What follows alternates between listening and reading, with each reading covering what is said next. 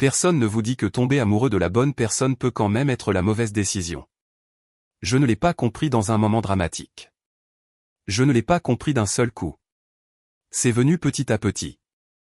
De petites pièces, silencieuses, que je trouvais toujours des raisons d'ignorer parce que j'avais 35 ans, que je réussissais dans la vie, et que j'étais, pour la première fois de ma vie d'adulte, heureux au point d'en être gêné. Elle s'appelait Mégane. Et pendant 14 mois, j'ai cru qu'elle était tout pour moi. Mais je vais trop vite en besogne. Je m'appelle Nicolo Papadimitriou ou Nico pour tous ceux qui me connaissent vraiment. Je dirige une société d'immobilier commercial dans la région métropolitaine de Détroit. Nous sommes basés à Birmingham, Michigan, en plein cœur du comté d'Oakland. Ma famille a bien réussi. Mon père, Stavro, a bâti l'entreprise à partir de rien dans les années 80. Je l'ai rejoint à 26 ans, nous l'avons fait grandir ensemble, et c'est maintenant le genre d'opération qui fait que mon grand-père, que Dieu ait son âme, regarde d'où il est et se sent satisfait. Mais l'argent n'a jamais été l'essentiel chez nous. La famille était l'essentiel. Toujours la famille. Nous sommes Américains d'origine grecque, implantés depuis 3 générations dans la région de Détroit. Mes parents vivent à Grosse-Pointe, dans la même maison qu'ils ont achetée après leur mariage. Les dîners du dimanche sont obligatoires, non négociables, et traités avec le même sérieux qu'une réunion de conseil d'administration. Ma mère, Eleni, prépare des spanakopita maison chaque semaine. Elle le fait depuis avant ma naissance. Et si vous n'en mangez pas au moins 2 parts, elle le prend personnellement. Mon oncle Théo habite à 12 minutes et n'a jamais, de toute sa vie, eu besoin d'une invitation pour se présenter à notre porte. Nous sommes bruyants, nous sommes proches, et nous ne faisons pas les choses à moitié. Alors, quand je vous dis que j'ai rencontré Mégane lors d'une collecte de fonds à Birmingham et qu'en 3 mois, j'étais complètement fou de cette femme, comprenez ce que cela signifie venant de moi. Je ne tombe pas amoureux rapidement. Ni facilement. J'avais eu 2 relations sérieuses auparavant, et les 2 s'étaient terminées de la même manière. Pas de façon dramatique, juste tranquillement. La façon dont les choses se terminent quand 2 personnes réalisent qu'elles veulent des vies différentes. Avec Mégane, c'était différent dès le premier soir. Elle est entrée à cette collecte de fonds dans une robe noire qui coûtait probablement plus cher que ma première voiture. Elle a ri à la mauvaise blague de mon oncle Théo sur le yaourt grec moins de 5 minutes après l'avoir rencontré, puis s'est tournée vers ma mère et a demandé, vraiment demandé, pas poliment demandé, la recette de l'amuse-bouche qu'elle venait de manger. Ma mère lui a attrapé le bras et lui a parlé pendant 45 minutes. Je suis resté là à regarder la scène et j'ai pensé, ah, c'est donc comme ça que ça se passe. Nous sommes sortis ensemble pendant 14 mois. Elle a rencontré ma famille très tôt. Au bout de 2 mois, elle était présente au dîner du dimanche. Au bout de 4 mois, elle savait quelle chaise était celle de l'oncle Théo et ne s'y asseyait jamais. Ma famille l'a adoptée comme les familles grecques adoptent les gens qu'elles aiment, complètement, immédiatement, et avec beaucoup de nourriture. Je l'ai demandé en mariage sur le toit de l'hôtel Shinola, au centre-ville de Détroit, un mardi soir à la fin du printemps.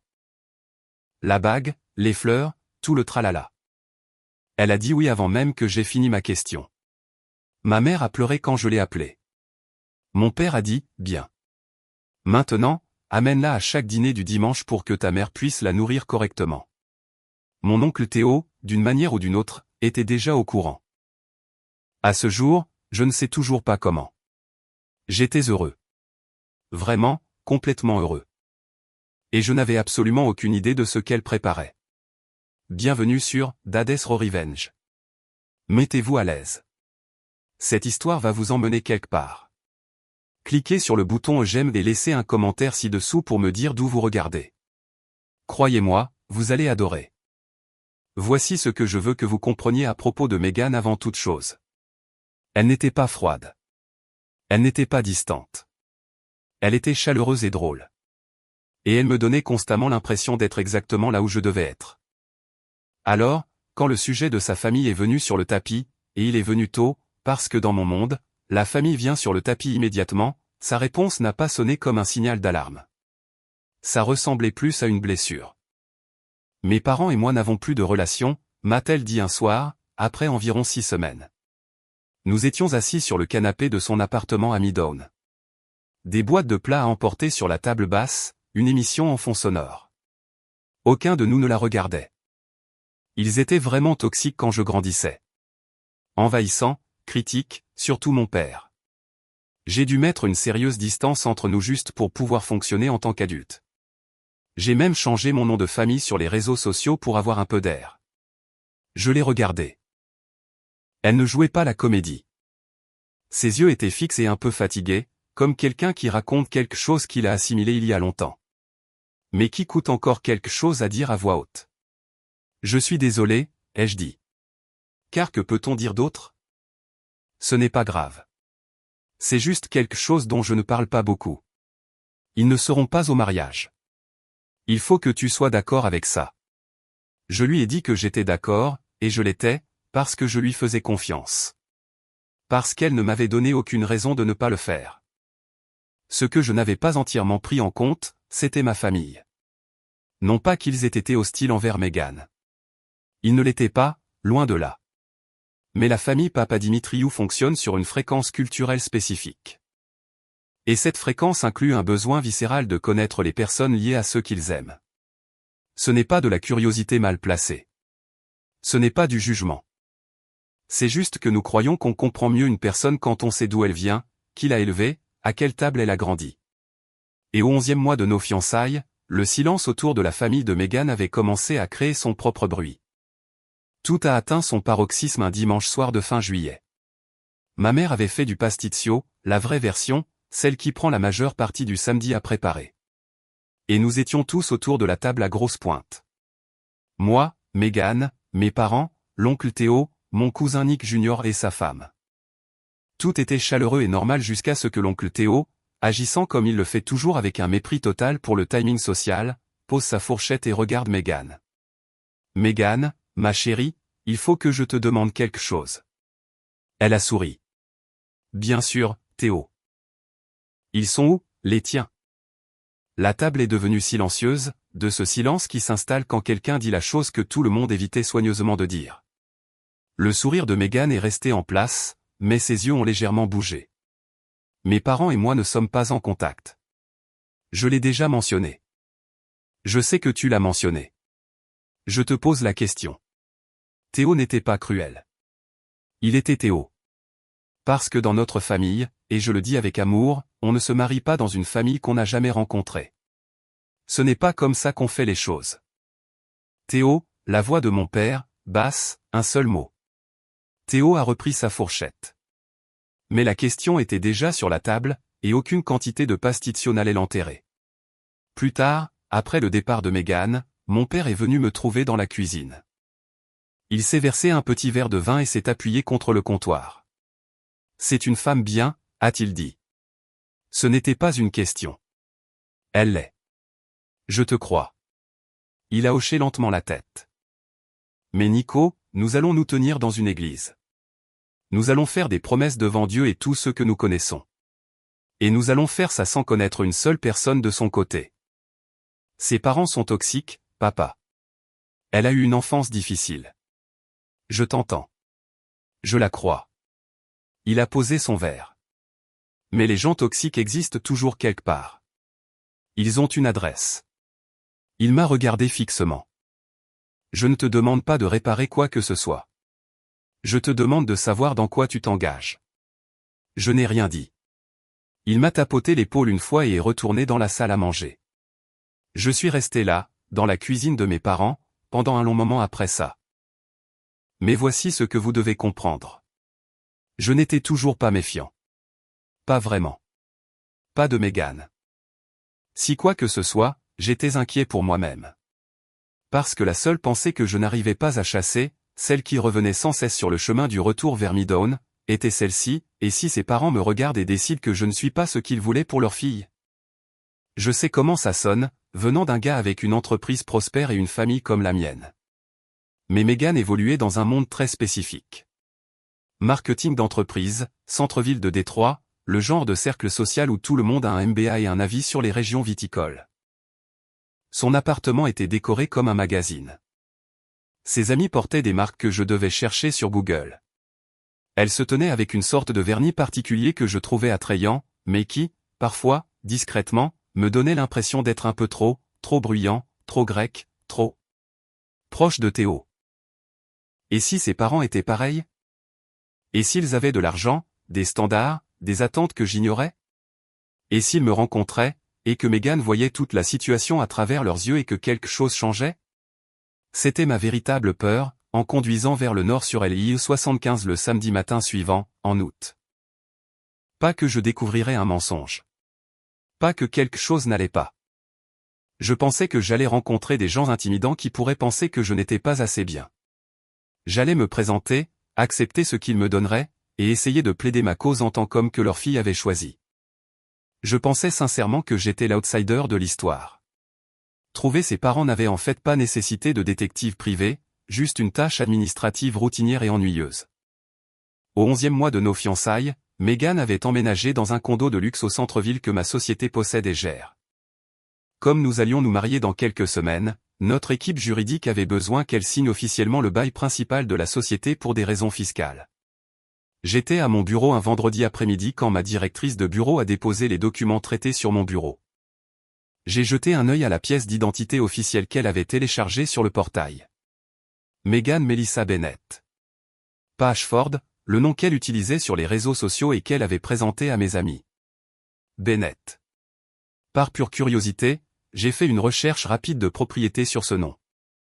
Quelques clics ont mené à un ancien document public, un profil Facebook dormant qu'elle n'avait pas touché depuis l'université, et une adresse principale sur Maple Avenue à Saginaw, Michigan.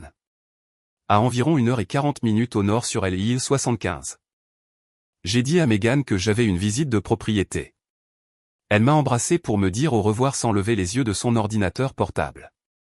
Le trajet vers le nord a été principalement consacré à répéter des présentations dans ma tête et à redouter discrètement le moment où quelqu'un ouvrirait la porte et me regarderait comme si je n'étais pas ce qu'ils avaient en tête. Je suis sorti de l'autoroute à Saginaw juste avant 10h du matin. J'ai suivi le GPS dans un quartier de modestes maisons de plain-pied, des rues propres, des drapeaux américains, le genre de pâté de maison où les gens connaissent le nom de leurs voisins et se saluent depuis leur allée. J'ai ralenti. J'ai trouvé la maison. Une maison de plain-pied bien entretenue avec un parterre de fleurs le long de l'allée et des carillons éoliens sur le porche. Et dans le jardin, se déplaçant lentement avec un tuyau d'arrosage, se trouvait un homme plus âgé en t-shirt des Detroit Tigers et avec des lunettes de lecture remontées sur son front. Arrosant le parterre de fleurs avec la patience tranquille de quelqu'un qui n'a nulle part de plus important où être. Ce n'est pas ce que j'avais imaginé. Je suis resté dans la voiture pendant 5 bonnes minutes, à tout recalibrer. Il n'y avait pas de portail, pas de voiture de luxe dans l'allée. Aucune indication que les gens à l'intérieur de cette maison s'étaient jamais souciés une seule seconde de savoir si quelqu'un d'autre était assez bien pour quoi que ce soit. Ce ne sont pas des gens intimidants. Ce sont des gens normaux. Et pendant un bref instant, simple, je me suis senti sincèrement soulagé. Je suis sorti de la voiture, j'ai remonté l'allée. Il m'a remarqué quand j'étais à environ 3 mètres et a plissé les yeux de cette manière prudente que les gens ont quand un étranger marche vers eux. « Je peux vous aider ?» Je me suis arrêté, j'ai pris une grande inspiration. « Monsieur, vous ne me connaissez pas. Mon nom est Nico Papadimitriou. Je suis fiancé à votre fille, Meghan. » Gérald Bennett a lâché le tuyau. Pas laissé tomber, lâché. L'eau s'est lentement accumulée dans l'allée pendant qu'il me fixait, et son visage a fait quelque chose auquel je n'étais absolument pas préparé. Il s'est effondré. Pas de colère, pas de suspicion, de soulagement. Avec 2 ans de chagrin accumulé qui trouvait enfin un endroit où se poser. Nancy. Sa voix s'est brisée sur son nom. Nancy, viens dehors. Et à ce moment précis, debout sur une allée à Saginaw, en regardant un postier à la retraite essayer de se ressaisir, toute ma compréhension de la situation a été complètement bouleversée. À l'intérieur de la maison des Bennett, tout ce que je croyais savoir sur Meghan a commencé à se défaire. Silencieusement, méthodiquement, autour d'un café que je n'avais pas demandé et d'une assiette de biscuits que Nancy avait sorti avec des mains tremblantes. La maison était propre et modeste et entièrement remplie de Meghan. Photos d'école, photos d'anniversaire, une photo de bal de promo sur la cheminée, un portrait de remise de diplôme universitaire où Gérald et Nancy se tenaient de chaque côté d'elle, rayonnant. Le bras de Gérald autour de ses épaules. Le visage de Nancy si fier que ça faisait presque mal à regarder. Ce n'étaient pas les visages de personnes abusives. C'étaient les visages de parents à qui leur fille manquait. L'histoire est sortie avec précaution. Gérald était un postier à la retraite, 31 ans de service. Nancy avait été secrétaire d'école dans le district de Saginaw pendant la majeure partie de l'enfance de Megan. Il l'avait envoyée à l'université du Michigan. Bourse complète, aucune dette parentale. Ils en étaient fiers, profondément fiers. Quand Megan a déménagé à Détroit et a commencé à construire sa vie professionnelle, les choses ont changé lentement. Les appels sont devenus plus courts. Les visites ont cessé. Elle a commencé à apparaître sur des photos en ligne sous un autre nom de famille, Ashford, son deuxième prénom, à des événements avec des gens que Gérald et Nancy ne reconnaissaient pas, portant une version d'elle-même qu'ils ne reconnaissaient pas tout à fait non plus. Puis est venue la conversation sur le mariage, la demande de $100 000. La contre-offre déchirante de Gérald de $15 000, tout ce qu'il pouvait donner sans détruire leur retraite. La réponse de Megan, si vous ne pouvez pas investir dans mon avenir, vous n'en faites pas partie. Bloqué le soir même. Nancy a fait glisser quelque chose sur la table. Une carte d'anniversaire. Scellée, non ouverte, timbrée, retournée à l'expéditeur en rouge. L'écriture de Megan sur l'adresse de retour, notre adresse. J'ai fixé le tampon rouge sur l'enveloppe, puis j'ai lentement sorti mon téléphone de ma poche. J'ai ouvert le SMS que Megan m'avait envoyé tard la veille, celui que j'avais lu juste avant de m'endormir, celui qui m'avait poussé à faire ce trajet. Chérie, super nouvelle. J'ai contacté mes parents. Ils se sont enfin excusés pour tout et veulent te rencontrer pour déjeuner demain avant de partir en voyage. Je suis si excité que tu les rencontres enfin. La cuisine était très silencieuse. J'ai levé les yeux lentement. Gérald et Nancy Bennett étaient assis juste en face de moi, complètement inconscients de la réalité numérique que leur fille construisait en temps réel. J'ai tourné le téléphone et leur ai montré l'écran. Nancy l'a lu. Elle a posé doucement le téléphone, sans rien dire. Gérald a regardé par la fenêtre de la cuisine le parterre de fleurs qu'il arrosait quand j'étais arrivé. J'ai pensé au trajet, à mes présentations répétées, à ma peur silencieuse de ne pas être assez bien pour ces gens. J'ai failli rire. J'ai vraiment failli rire, car j'avais passé des semaines à m'inquiéter que les parents de Megan me méprisent, qu'ils soient trop sophistiqués, trop riches, trop exigeants. Et ils étaient là, à Saginaw, dans une maison de plein pied sur Maple Avenue. Avec des carillons éoliens et un tuyau d'arrosage et 2 ans de cartes d'anniversaire non ouvertes. La personne qui avait décidé que quelqu'un n'était pas assez bien, ce n'était pas eux. C'était elle. Ça avait toujours été elle. Et juste comme ça, l'homme qui avait remonté LIE 75, nerveux à l'idée de faire bonne impression, cet homme avait disparu. L'homme qui est retourné à Détroit cet après-midi-là pensait à toute autre chose. La différence entre un bon menteur et un excellent menteur, c'est que l'excellent menteur ne sort jamais de son personnage. Pas même à table. Pas même quand tout s'effondre. Je ne l'ai pas confronté ce soir-là. Je veux être clair là-dessus, car c'est important. Je suis retourné dans notre parking à Midtown Détroit un peu après 14 heures, je suis resté assis dans ma voiture pendant 10 bonnes minutes, et j'ai pris une décision très délibérée. Pas encore. Pas parce que j'avais peur. Pas parce que je doutais de ce que je venais de voir et d'entendre dans cette cuisine à Saginaw.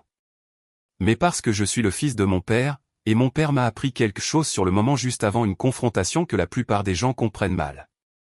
Il disait, Nico, l'homme qui réagit en premier ne gagne presque jamais. Laisse-les finir leur mensonge. Un mensonge à moitié raconté n'est qu'une dispute. Un mensonge raconté jusqu'au bout est un aveu. J'ai pris l'ascenseur jusqu'à notre étage et je suis resté un moment devant la porte. Je pouvais entendre Megan à l'intérieur, se déplaçant, le son sourd d'une télévision, complètement imperturbable, complètement inconsciente. J'ai mis ma clé dans la serrure, je suis entré. Elle était sur le canapé avec un verre de vin blanc et son ordinateur portable ouvert sur le site web d'un lieu de réception. Elle a levé les yeux et a souri comme elle souriait toujours. Chaleureuse, facile, comme si j'étais la meilleure partie de sa journée. Comment s'est passée la visite? Prometteuse, ai-je dit. Longue route, cependant. Tu as l'air fatigué. Tu veux que je commande quelque chose? Ce que je veux, c'est que tu m'expliques pourquoi la carte d'anniversaire de ta mère est dans un tiroir à Saginaw avec notre adresse de retour tamponnée en rouge. C'est ce que je voulais. Bien sûr, ai-je dit. Ce qui te fait envie. Je me suis assis à côté d'elle. Elle a brièvement posé sa tête sur mon épaule et est retournée regarder les photos du lieu. J'ai regardé l'écran sans rien y voir. De l'extérieur, tout était normal. À l'intérieur, je démontais absolument tout. Cette nuit-là, allongé dans le noir, j'ai fait ce que je fais quand je travaille sur une affaire compliquée. J'ai séparé ce que je savais de ce que je supposais, et j'ai établi une chronologie. Ce que je savais, le vrai nom de famille de Megan était Bennett. Ses parents étaient Gerald et Nancy Bennett de Saginaw, Michigan. Vivants, présents et le cœur brisé. Ils ne l'avaient pas maltraité. Il n'avait pas été envahissant ou toxique d'une manière que Gerald, Nancy ou une seule photo dans cette maison ne suggérait. Il lui avait offert 15 000 $ pour un mariage, on leur avait dit que ce n'était pas assez, et ils avaient été effacés la même nuit. Ce que je savais, Megan m'avait envoyé un SMS alors que j'étais assis dans la cuisine de ses parents, me disant que ses mêmes parents s'étaient excusés et voulaient me rencontrer pour déjeuner. Ce qui signifiait qu'elle construisait déjà l'étage suivant du mensonge. Ce qui signifiait qu'il y avait un étage suivant. Ce qui signifiait qu'il y avait quelqu'un qu'elle prévoyait d'amener à ce déjeuner. Qui ? C'était la question que je me posais en m'endormant. Je n'ai pas eu à attendre longtemps. Pendant les 3 jours suivants, j'ai prêté attention différemment. Pas de manière suspicieuse. J'ai fait attention à ça. Je n'ai pas fouillé son téléphone. Je ne l'ai pas suivi. J'ai juste écouté. De la manière dont vous écoutez quand vous comprenez enfin que chaque conversation se déroulait sur 2 niveaux simultanément, et que vous n'en aviez entendu qu'un seul. J'ai remarqué qu'elle mentionnait son patron, un homme nommé Robert Callahan, plus qu'elle ne l'avait jamais fait auparavant. Nonchalamment. Robert pense que le dossier Henderson va se conclure plus tôt. Ou en passant. Vivian Callahan était à cette même collecte de fonds, apparemment. De petites mentions, rien d'alarmant, le genre de choses qu'une personne glisse dans une conversation quand elle essaie de familiariser quelqu'un avec un nom avant que ce nom ne devienne important. Elle me préparait à eux. Elle le faisait depuis des semaines et je ne l'avais jamais remarqué. Robert Callahan. Je l'ai cherché sur Internet depuis mon bureau le mardi matin suivant, la porte fermée. Vice-président senior de l'entreprise de Megan, une société de gestion de patrimoine dont le siège est au centre-ville de Détroit. Sa photo sur le site web de l'entreprise montrait un homme à la fin de la cinquantaine, aux cheveux argentés, avec ce genre de confiance naturelle qui vient de décennies à ne jamais avoir eu à se justifier dans une pièce. Sa femme, Vivian, apparaissait dans une chronique mondaine d'un gala de charité de Détroit 2 ans auparavant. Sophistiqué, cheveux méchés, l'image parfaite. Un couple riche et respecté. Exactement le genre de personne que vous voudriez avoir à vos côtés si vous essayiez de convaincre une famille traditionnelle gréco-américaine que vous veniez d'un milieu impressionnant. Les voilà. Je me suis adossé à ma chaise et j'ai fixé le portrait d'entreprise des Callahan. J'ai alors réalisé que Megan n'était pas seulement une arnaqueuse. Elle était piégée dans une prison de sa propre immense insécurité. Elle avait passé une décennie à se réinventer à Détroit, à adapter son identité pour gravir une échelle sociale dont ma famille se fichait, mais ses amis du monde de l'entreprise, si. Quand son père a refusé de détruire sa retraite pour une seule journée de théâtre, ce n'était pas seulement un désaccord financier pour elle. Dans son esprit, leur modestie était une menace pour l'illusion sophistiquée et riche qu'elle avait tout sacrifié pour construire. Pour maintenir le mensonge en vie, elle ne s'est pas contentée de s'éloigner d'eux. Elle a dû les effacer complètement. Et puis j'ai pensé à ce qu'elle avait dû raconter aux Callahan pour qu'ils acceptent cela. Parce que voici ce que je sais des gens comme Robert et Vivian Callahan. Ils ne sont pas arrivés là où ils sont en étant stupides ou négligents.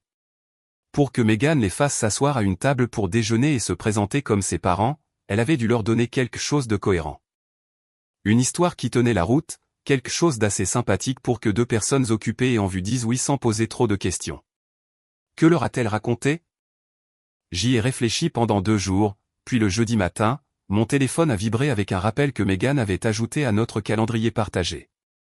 Déjeuner, Robert et Vivian, The Lark, West Bloomfield. Samedi, 12h30. Elle avait ajouté une note en dessous. J'ai tellement hâte que tu les rencontres enfin, chérie. Ça signifie tout pour moi. J'ai fixé cette note pendant un long moment. Ça signifie tout pour moi. J'ai pensé à Nancy Bennett poussant une carte d'anniversaire scellée sur une table de cuisine.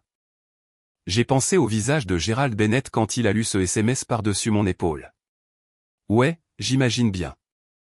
J'ai appelé mon père ce même jeudi depuis ma voiture, moteur en marche, assis dans le parking sous notre immeuble. Il a décroché à la deuxième sonnerie. Il faut que je te parle. Viens à la maison.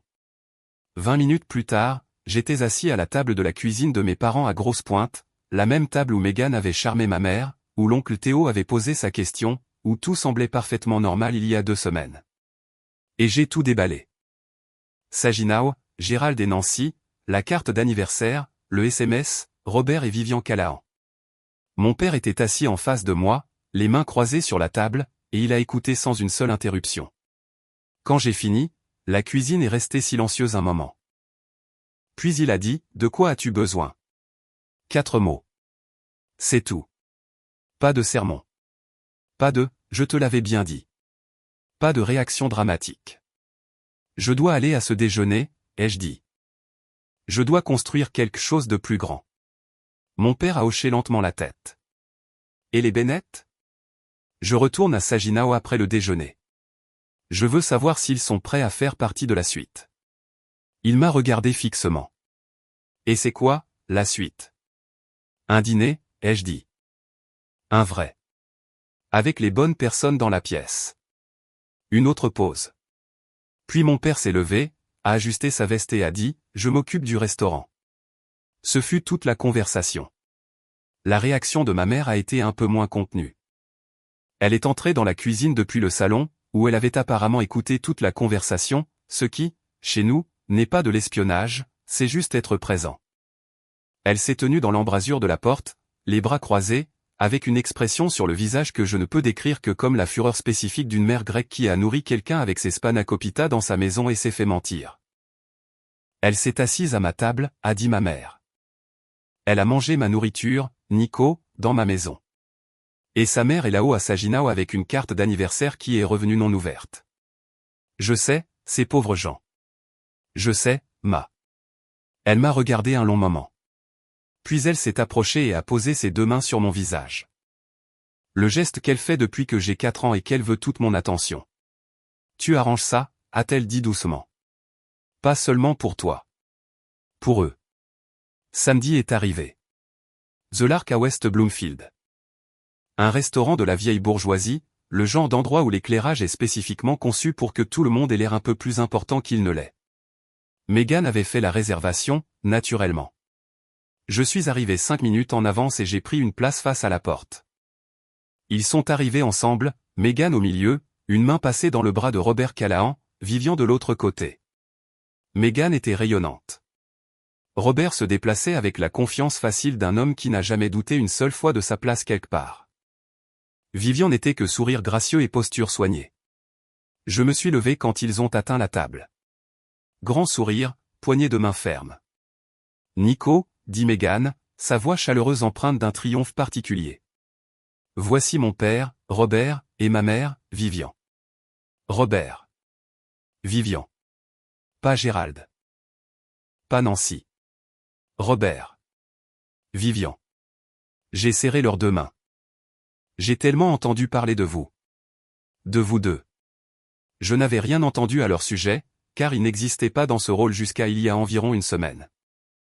Nous nous sommes assis, les menus se sont ouverts, et pendant les 20 minutes suivantes, j'ai regardé Megan jouer avec une aisance qui, dans toute autre circonstance, m'aurait semblé sincèrement impressionnante.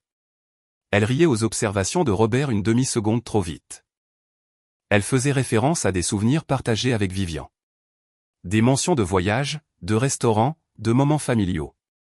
Et Vivian suivait attentivement, comme quelqu'un qui travaille à partir d'un script qu'il n'a qu'à moitié mémorisé. Robert était plus habile. Il me posait des questions sur l'entreprise, faisait des commentaires appropriés sur le marché de l'immobilier commercial de Détroit, et se comportait globalement comme un homme qui avait fait ses recherches et était déterminé à être convaincant. Ils jouaient tous un rôle. Toute la table était une scène, et j'étais assis là, à manger du poisson blanc poêlé, en étant absolument parfaitement charmant. Alors, Robert, dis-je, posant ma fourchette avec l'aisance détendue d'un homme sans aucun souci. Megan m'a beaucoup parlé de vous. Vous avez clairement été une présence énorme dans sa vie. Robert a souri. Elle a été comme de la famille pour nous. Comme de la famille. Voilà. Ça signifie tout pour moi, ai-je dit. J'ai regardé Megan en le disant. Elle m'a renvoyé un sourire radieux. Continue de sourire, ma chérie. Je vais être honnête avec vous deux, ai-je poursuivi, en me penchant légèrement en avant, comme je le fais dans les négociations quand je veux que quelqu'un ait l'impression que je le mets dans la confidence. Ma famille est grecque traditionnelle du côté de mon père. Nous prenons les choses formelles au sérieux. Mes parents ne me pardonneraient jamais si nous ne faisions pas les choses correctement. J'ai fait une pause. Nous aimerions organiser un dîner de fiançailles samedi prochain. Rien de trop grand. La famille, un bon repas, un toast. Mes parents ont juste besoin d'accueillir les personnes qui comptent pour Meghan avant que nous n'allions à l'hôtel. Robert a jeté un coup d'œil à Vivian. Une demi-seconde de calcul silencieux. Nous serions honorés. Meghan a attrapé ma main sous la table si vite que je l'ai sentie dans mon épaule. Parfait, ai-je dit. Je lui ai souri. Elle m'a souri en retour, le sourire plein, radieux, triomphant d'une femme qui croit qu'elle vient de gagner. Le piège était déjà en place. Elle y est simplement entrée en souriant. Si vous écoutez depuis un moment, laissez vos pensées dans les commentaires. Cliquez sur le bouton j'aime pendant que vous y êtes, et assurez-vous d'être abonné. Les 6 jours suivants, j'ai agi discrètement et avec précision. Lundi, je suis retourné à Saginaw. J'ai appelé Gérald depuis l'allée avant de frapper. Il a ouvert la porte avant que j'aie fini. Nous nous sommes assis dans la même cuisine, même café, même table. Je leur ai parlé du déjeuner, de Robert et Vivian Callahan, de la performance, du dîner de fiançailles que j'avais arrangé. Je leur ai dit que je les voulais là-bas. Les mains de Nancy se sont immobilisées autour de sa tasse. Nico, nous ne voulons pas faire de scène. Nancy. Je l'ai regardé directement. Ma mère va se tenir dans une église et accueillir quiconque franchira ses portes dans notre famille. Elle mérite de savoir qui c'est réellement. J'ai fait une pause. Et vous avez passé 2 ans à envoyer des cartes d'anniversaire qui sont revenues non ouvertes. Vous méritez d'être dans cette pièce. Pas pour le drame, juste parce que vous êtes ses parents et que quelqu'un doit le dire à voix haute. Gérald a tendu la main et a couvert celle de Nancy. Il m'a regardé. À quelle heure devons-nous être là? Mardi. Je me suis assis avec mon père et l'oncle Théo dans le bureau de mon père à grosse pointe et je les ai briefés complètement. Mon père a écouté, a posé 2 questions précises, puis a dit « Je m'occupe du restaurant ». Il a pris son téléphone et s'était réglé. La réponse de l'oncle Théo a nécessité un confinement immédiat. « Je veux lui dire quelque chose à la porte », a-t-il grommelé en plissant les yeux. « Non, Théo, tu ne dis absolument rien », lui ai-je dit en posant mes 2 mains sur ses épaules. « Je veux que tu fasses quelque chose qui va être la chose la plus difficile que tu aies jamais faite. » Pas un mot jusqu'à ce que je me lève pour porter le toast. Il a regardé le plafond, puis mon père, en se mordant l'intérieur de la joue. « D'accord », a finalement sifflé Théo. « Mais je veux une double portion de tiropita avant que quiconque ne s'assoie, et je tiens la porte quand on sortira. » Je l'ai regardé et j'ai hoché la tête. « Ça, je peux absolument te l'obtenir. » Chaque pièce était en place. Pegasus Taverna, au centre-ville de Détroit. Le choix de mon père est le bon, un restaurant qui ressemblait à la maison de quelqu'un, pas à un décor de théâtre. La salle à manger privée à l'arrière, nappe blanche, bougies, éclairage chaleureux. Ma mère s'était personnellement occupée du menu et avait ajouté une petite photo encadrée de mes grands-parents sur la table d'accueil parce qu'elle disait qu'ils devaient être là. Gérald et Nancy Bennett devaient descendre de Saginaw le samedi matin et s'enregistrer dans un hôtel à Dearborn. Gérald m'avait appelé le jeudi soir pour confirmer. Sa voix était stable, prudente, et à la fin de l'appel, après que nous ayons passé en revue les détails, il a dit doucement « Nico, quoi qu'il arrive dans cette pièce demain, merci d'être allé à Saginaw. D'avoir frappé à cette porte. » Une pause. Elle a choisi un homme bien, même si elle ne le sait pas encore. Je ne savais pas quoi répondre à ça. Alors j'ai juste dit « À demain, Gérald. » J'ai repassé mon costume le vendredi soir. Je me suis couché à côté de Meghan, qui dormait déjà, rêvant déjà à la version de demain qu'elle avait construite dans sa tête. Je suis resté dans le noir, à fixer le plafond, et j'ai pensé à un homme en t-shirt des Detroit Tigers arrosant un parterre de fleurs sur Maple Avenue. Une carte d'anniversaire scellée avec un tampon rouge sur le devant. Une table de cuisine où 2 personnes attendaient discrètement depuis 2 ans que quelqu'un se présente enfin. Quelqu'un s'était présenté. Demain, il serait là aussi. On peut construire un mensonge aussi haut qu'on veut, mais au moment où les bonnes personnes franchissent la porte, tout s'effondre. Je me suis réveillé ce samedi matin de septembre avec ce genre de calme qui ne vient pas de la paix, mais de la certitude. Je suis resté allongé quelques minutes à écouter Megan dans la salle de bain, le bruit de la douche, du sèche-cheveux, le rythme particulier d'une femme se préparant pour une performance qu'elle croit avoir déjà gagnée. Et j'ai pensé à Gérald Bennett repassant son blazer marine dans une chambre d'hôtel de Dearborn. Nancy debout devant un miroir, essayant de se contenir. Deux personnes qui avaient conduit 1h40 sur LIE 75 pour un dîner auquel leur propre fille ne savait pas qu'elles étaient invitées. Lève-toi, Nico. Allons finir ça. Megan a passé 3 heures à se préparer. 3 heures. J'étais assis dans le salon à regarder les temps forts du football avec le volume bas, et je lui ai laissé chaque minute. Elle est sortie 2 fois pour me demander mon avis, une fois pour des boucles d'oreilles, une fois pour des chaussures, et les 2 fois j'ai dit qu'elle était magnifique, parce qu'elle l'était. Le problème n'a jamais été là. Le problème, c'était tout ce qui se cachait sous la beauté. Elle voulait partir plus tôt pour vérifier l'installation. Je lui ai dit d'y aller, que j'avais un appel rapide à passer et que je la rejoindrais là-bas. Elle m'a embrassé sur la joue, a pris son manteau et est sortie, l'air de quelqu'un dont la vie est parfaitement sur les rails. Dès que la porte s'est fermée, j'ai pris mon téléphone et j'ai appelé Gérald. Il a répondu à la première sonnerie. « Ça va ?» ai-je demandé. « On est prêt. » Sa voix était calme, solide, la voix d'un homme qui avait pris une décision. « Nancy est habillée. On est prêt. » « D'accord. Quand je t'enverrai un SMS, vous entrez. Peu importe ce qui se passe à table. Vous entrez et vous restez là. Vous n'avez pas besoin de dire un mot. » Une pause. « Gérald. » « Oui. Elle va te voir dès que la porte s'ouvrira. »« Je sais. Je veux juste que tu sois préparé pour, Nico. » Sa voix m'a arrêté. « Je suis préparé depuis 2 ans. Je suis préparé depuis la nuit où elle nous a bloqués. J'ai été préparé à chaque anniversaire de Nancy où nous n'avons pas eu d'appel. » Une autre pause. Plus courte. « On sera là. » J'ai tenu le téléphone une seconde après qu'il ait raccroché. Puis j'ai mis ma veste, j'ai vérifié la poche intérieure pour la bague, et je suis sorti. Pegasus Taverna un samedi soir est exactement ce qu'il devrait être. Chaleureux, plein, l'odeur de citron et d'ail vous accueillant à la porte comme un vieil ami. Mais la salle à manger privée à l'arrière fonctionne sur une fréquence différente. Plus calme, intentionnel, nappe blanche, éclairage tamisé, table ronde disposée de sorte que tout le monde puisse voir tout le monde. Ma mère était là depuis 16 heures. Quand je suis entré à 18h30, elle ajustait les fleurs du centre de table avec l'énergie concentrée d'une femme qui comprenait que les détails d'une pièce montrent aux gens à quel point vous les prenez au sérieux. Elle a levé les yeux quand je suis entré et a étudié mon visage comme elle l'a fait depuis que j'étais assez grand pour avoir quelque chose à cacher. « Ça va ? » ?»« Oui, ma. »« Tu es sûr ? » ?»« Je suis sûr. » Elle a traversé la pièce et a posé ses 2 mains sur mon visage.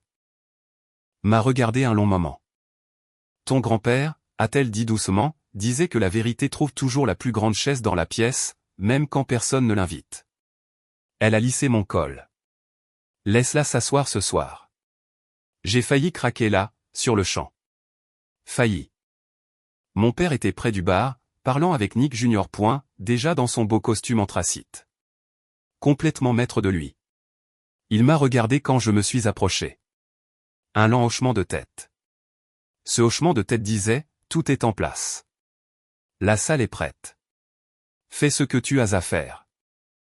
L'oncle Théo était à une table d'appoint avec une assiette pleine de tiropita et l'expression concentrée d'un homme remplissant une obligation solennelle. Il m'a regardé, a montré l'assiette, puis m'a montré du doigt. Sa version de « j'ai tenu ma part du marché. N'oublie pas la tienne. » J'ai presque souri. Ils sont arrivés à 19h. J'ai entendu le rire de Megan dans le couloir avant que la porte ne s'ouvre. Ce rire social spécifique, une demi-note plus haut que son vrai rire, celui qu'elle utilise quand elle veut qu'une pièce ait l'air d'une fête avant même d'y être entrée. Elle est entrée la première. Robe bleu marine, coiffure parfaite, chaque détail exactement juste. Robert Callahan a suivi. Cheveux argentés, costume cher, se déplaçant avec l'autorité facile d'un homme qui n'a jamais douté une seule fois de son droit d'être où qu'il soit. Vivian à ses côtés, gracieuse et sophistiquée, des perles à son cou. Meghan a traversé cette pièce comme si elle lui appartenait. Elle a embrassé ma mère sur les 2 joues. Elle a serré la main de mon père avec ses 2 mains. Elle a ri à quelque chose que Vivian a dit près de la table des boissons et lui a touché le bras chaleureusement. Elle était magnifique. Sincèrement, terrifiantement magnifique. Elle a glissé son bras dans le mien quand elle m'a atteint et s'est penchée près de moi. C'est parfait, a-t-elle chuchoté. Ta famille est incroyable. C'est tout ce que je voulais. Je sais, ai-je dit. C'est pour ça que je l'ai fait. Elle a entendu un compliment. Je voulais dire tout autre chose. Nous nous sommes assis. La nourriture est arrivée. Branzino grillé, côtelettes d'agneau, un festin que ma mère avait personnellement conçu. Du pain pita frais qui arrivait dans un panier enveloppé de tissu. La table s'est remplie du bruit chaleureux d'un vrai dîner de famille. Robert Callahan était suave et engagé, posant des questions à mon père sur l'entreprise avec ce qui semblait être un intérêt sincère. Vivian a complimenté ma mère sur le choix du restaurant, et ma mère a reçu le compliment avec grâce tout en pensant en privé des choses que je ne saurais jamais vraiment. Meghan était rayonnante, détendue, victorieuse. J'ai mangé. J'ai ri au bon moment. J'ai rempli les verres et posé des questions et j'étais, à tous les égards visibles, un homme complètement détendu profitant d'un dîner de famille. Mon téléphone était face cachée dans la poche de ma veste. J'avais un SMS à envoyer. J'attendais le moment parfait. Ce moment est arrivé à 19h48, dans la petite accalmie entre le plat principal et ce qui devait suivre. La table était chaleureuse, le vin coulait à flot, et Meghan était en plein rire à quelque chose que Robert avait dit. J'ai sorti mon téléphone, j'ai tapé un mot à Gérald. Maintenant. Puis je me suis levé. Le tintement d'un couteau contre un verre, ce son clair et net qui dit à une pièce, arrêtez. Écoutez. La table s'est calmée. Meghan m'a regardé avec ce sourire plein et radieux, le sourire d'une femme qui pense que les 60 prochaines secondes vont être un toast sur combien il l'aime. J'ai laissé le silence durer juste une seconde de plus que ce qui est confortable. Je veux remercier tout le monde d'être ici ce soir. Ma voix était calme, mesurée. La façon dont mon père parle quand quelque chose compte vraiment.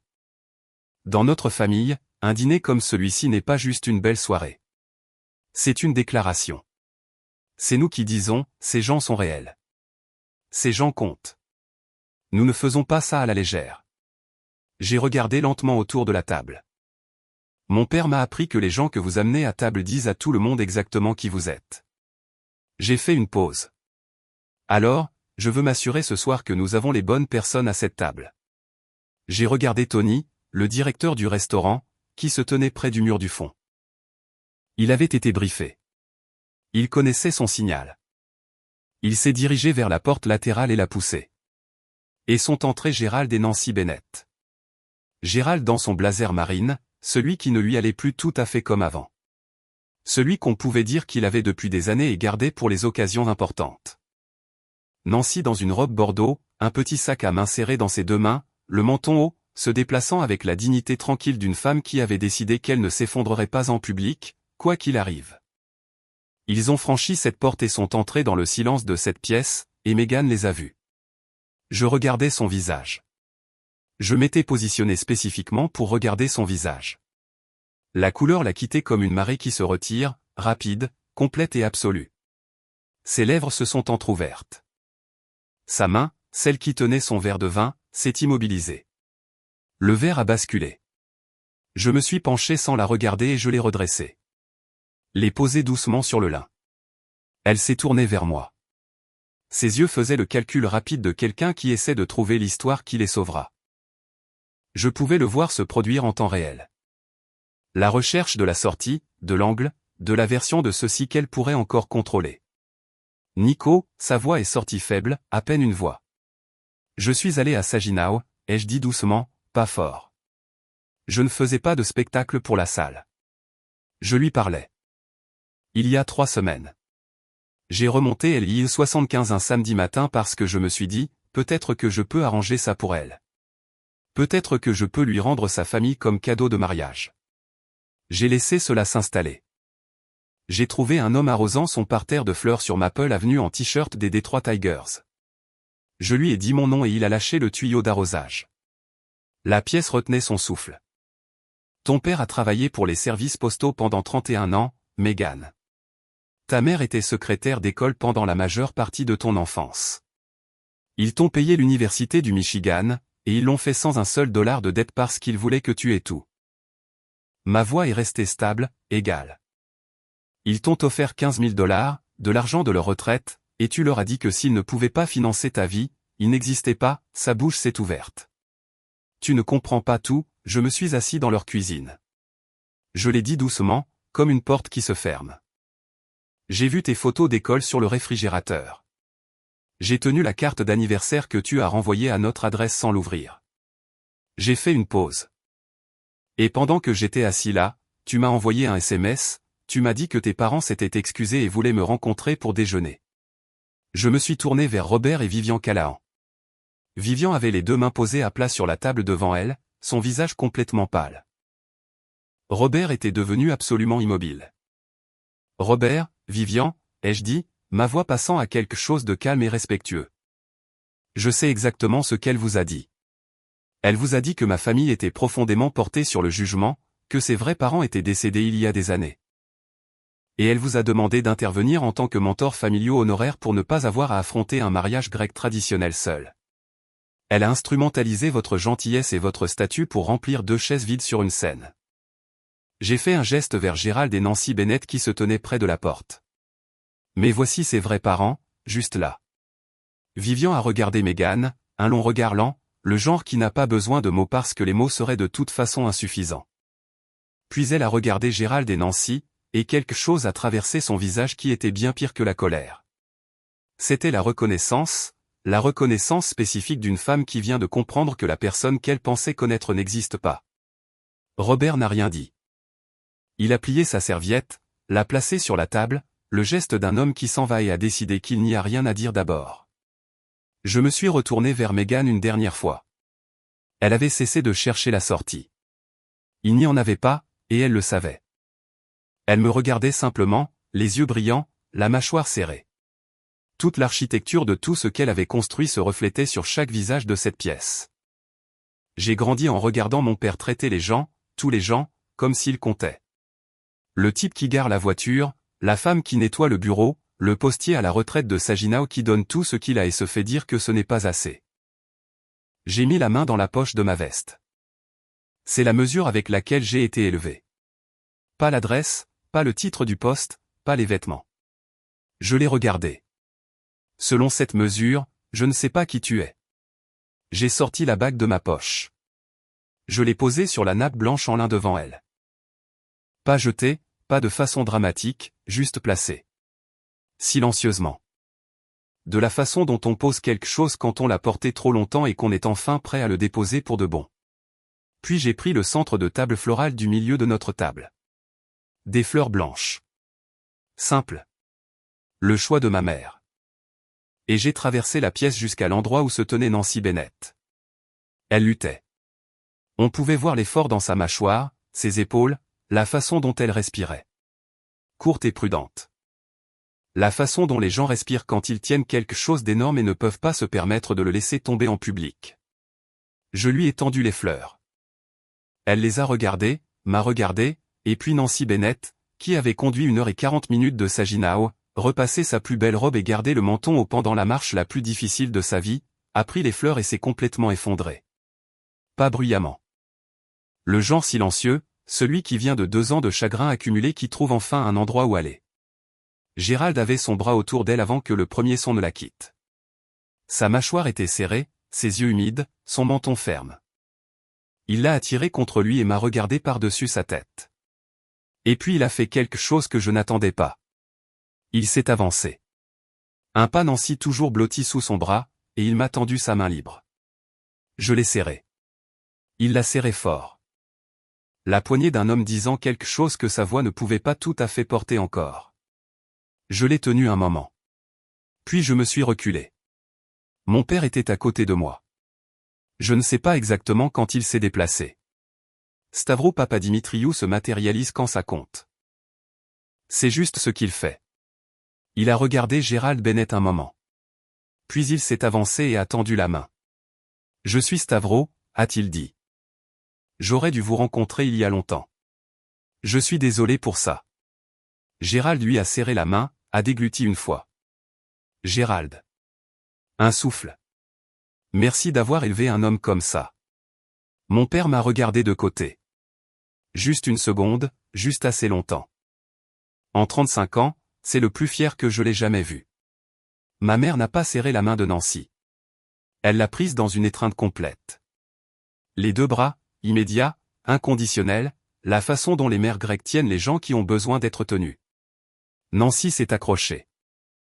Les fleurs étaient toujours dans ses mains. Nous sommes sortis ensemble, les Papadimitriou et les Bennett. Le bras de ma mère lié à celui de Nancy. Mon père et Gérald marchant côte à côte avec l'aisance tranquille de deux hommes qui venaient de reconnaître quelque chose l'un en l'autre. Nick Junior tenant les portes. L'oncle Théo fermant la marche. Théo s'est arrêté à la porte principale. Il s'est retourné une seule fois. J'ai regardé en arrière aussi.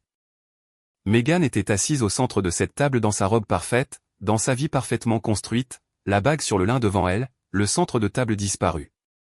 Robert et Vivian Callahan se tenaient à l'autre bout de la pièce. Vivian avec son manteau déjà sur le dos, Robert avec sa main dans le bas de son dos, aucun d'eux ne regardant dans la direction de Meghan alors qu'il se dirigeait vers la sortie. Ses amis, la foule de la haute société qu'elle avait organisée et pour laquelle elle avait joué, et autour de laquelle elle avait construit toute sa seconde identité, étaient assis sur leurs chaises avec le malaise particulier des gens qui viennent d'assister à quelque chose qu'ils ne peuvent pas désavoir et ne sont pas sûrs de quoi faire de leurs mains. Personne n'est allé vers elle. Personne ne l'a prise à part. Personne n'a offert une version des événements qui arrangeait les choses.